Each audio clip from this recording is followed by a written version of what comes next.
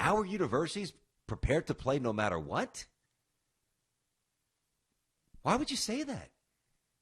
Our university's prepared to play no matter what. So I know I've referenced Rutgers a few times today and Michigan State.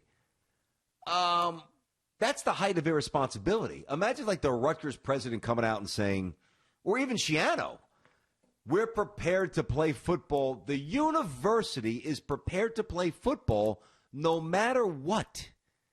I mean, I was going to say you can't say that. I guess you can. You shouldn't say that. That's glossing over too much stuff that's really important. So, and the last thing that he said, you know, if it's not in the Big Ten, we'll do whatever. Okay, let's say that Nebraska was able to piece together a schedule, all right? I just want everybody to think about this. Let's say, let me just pull up some teams here. I guess I could pull random teams, but I want to remember who already canceled, so it can't be a MAC team. I mean, what are they going to play, like two teams from the I can't even piece this together, I mean, theoretically.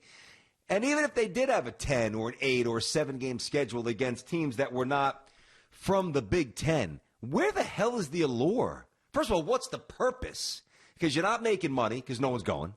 So it's not monetarily driven. Yeah, I guess there's some network boxes that you check and, you know, residually you make money from that. But there's nothing that is leading you to or toward a national title because there'll be no divisional championship, conference championship, or division within the conference, obviously. But there'll be no conference championship ultimately. There'll be no Final Four. There'll be no national semifinal games. There'll be no championship game. Like, you tell me you want to piece something together and crown your own champ. What do you want to become, Central Florida? Hang a banner? We're the champions? I don't know. D-Cell, am I being unfair to Coach Frost there? That just seemed like, and I'm not even saying that it was like mean-spirited. Certainly, I think it was a little irresponsible. But it just seems like a pipe dream. What is he talking about? But, BT, what happens if Coach Frost isn't the only one? Like, okay. could this actually happen? Just a makeshift conference? Were they going to play in the parking lot? I mean, I don't know. A makeshift conference. So all the renegades who are, you know what? I still don't think it happens. I think it sounds good. I think it gets people, you know, a little extra hope to hold on to some. But at the end of the day, this goes back to my theory from late June 22nd, pertaining to Bowdoin College.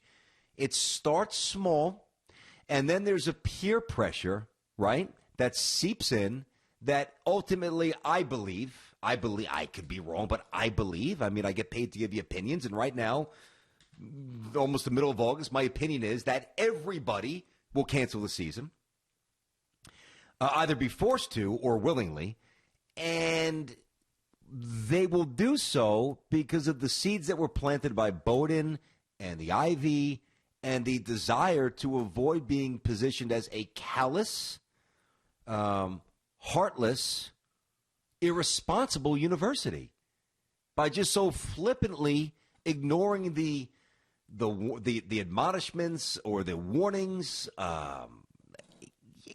What? We're going to have a conference that's got 2 Big Ten teams, 2 Pac-12 teams. Is that what you mean? Like 3 ACC teams? Right. Like, do you really mean that? Right. Like, what happens if, you know, later this week the SEC comes out and says, we're going to try and play. Okay, Nebraska, you want to play? Come play with us. Like, I don't know what happens. You then. Can't do that. You have conference affiliation. You'd have to, first of all, you'd have to do something that is unaffiliated with, I believe, legally. You can't just invite a non-member into your conference without filing paperwork. Think about what's the school, St. Thomas. St. Thomas in Minnesota, right? We had on their AD a couple of weeks back. They are going through the unprecedented, literally, transition from Division III immediately to D1. No transition, no like D2, and I think it's 5 years, whatever it might be, and you gradually get up to that threshold. But, like, they had to file paperwork, with the NCAA. There's a legal and professional protocol that you have to adhere to do this. Now, if you tell me that, Penn State and Nebraska and Michigan and Iowa, I know Iowa's been out there, a school that wants to play as well. Those 4 teams, and maybe throw 2 more in there that are in places that aren't hot spots, they try to piece together something with under the Big Ten umbrella, far more feasible. Still, I don't think it would happen. But there's no way you can have a cross-section of teams and call it a conference unless you come up with a new conference name. D-Cell. I mean, I appreciate you, Wayne, but think about what we're talking about. I mean, they found a way to get Notre Dame in the ACC. No, but that was a pre-existing arrangement where they already played 5 or 6 games that they were contractually or scheduled. They were obligated to. They were part of the ACC and everything else. I just feel if universities are motivated to play football games, they'll find a way to play football games. I'm not saying that they should. I just said if they want to, I think they'll find a way to do it. Okay. I'm going to ask you, what is the benefit? You're not playing for a conference championship. I'm just going to lay out. Even if you're right, but actually I do think you're partially right. I do believe that the motivation to do something like that is intense, and they will try. And I think that they'll fail. But everything needs, you do something because you're chasing a result. Like when I got home from soccer today with the kids, did I want to go in the basement and do an hour and 15 minutes of battle ropes and boxing? And no, I don't want to do that. I'm in my 40s and I'm tired, right? But I do it so I don't look like a slob. So there's an end result that I'm chasing, right? I'm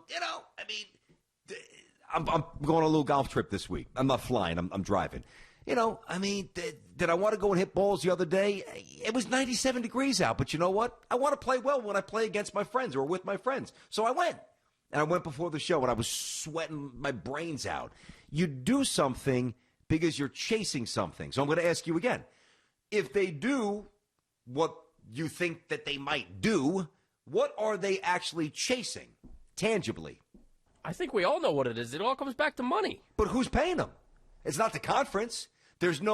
You get money by being on TV for sure, but you get money by, first of all, playing in front of people, and then eventually advancing to, if you're lucky enough, to the Final Four, and then that conference that gets there, they get money. It's dispersed everywhere. So what are they chasing? They're chasing the sport, which I respect. They're chasing competition, which I really respect. But they're not chasing reality, in my opinion. Thanks for watching. Make sure you like and subscribe, and don't forget to hit that bell to be notified when we drop fresh content.